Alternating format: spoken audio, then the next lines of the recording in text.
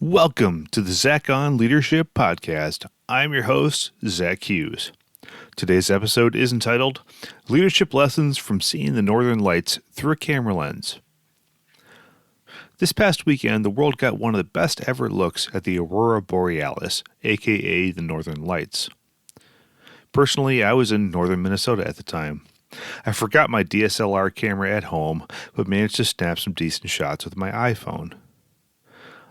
I took in the beautiful sights with several friends who were also feverishly taking photos of the sky with their phones. This is what I experienced last weekend. Many of you probably experienced something similar. You look up into the sky and saw some faint shapes of the aurora. It looked mostly gray. Perhaps there was a hint of color. Then you pulled out your phone, pointed it at the sky, and took a snap. Then you looked at the picture on your phone and were filled with amazement and awe. You were quickly inspired to show it off to your friends. I'm pretty sure this wasn't just me. I'm getting older, but my eyesight isn't that bad yet. I looked online and confirmed my suspicions. Yes, for sure, the Aurora Borealis looks a lot brighter in photos than it does with the naked eye. There are good scientific reasons why, but it all boils down to cameras being more sensitive to this type of light than your eyes are. If you'd like to read more about that, I've got a link to an article in the show notes. Some of you missed out on seeing the Aurora Borealis completely, but you were probably bombarded with your friends' photos sent over text or social media. Your friends all said, "I saw the Northern Lights, check out my sweet photo." And you think they are telling the truth, but that's not quite right. I doubt any of us saw social media posts that said something like this. I looked for the Northern Lights, but basically saw nothing remarkable at all until I blindly took a picture of the sky and was completely surprised by what was on my camera. Here it is, take a look.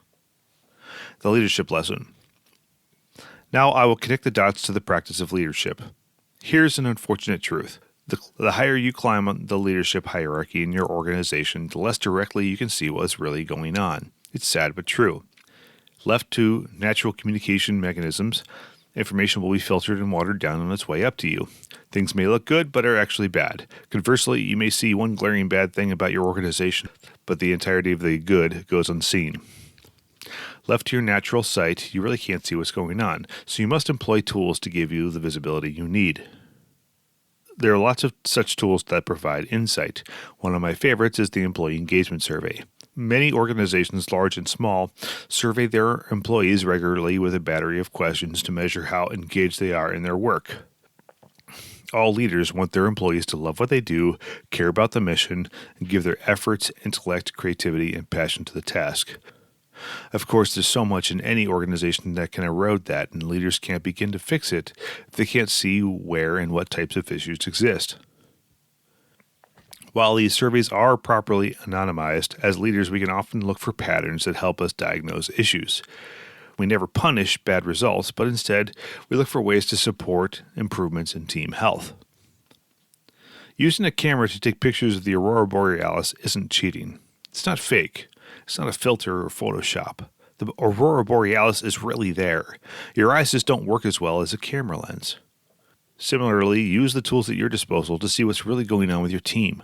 Don't just rely on your direct observation. That's a very limited view. There's a whole lot more color to be seen. Go out there and see it. That's all for this week's episode of the Zach on Leadership Podcast. Thanks for listening.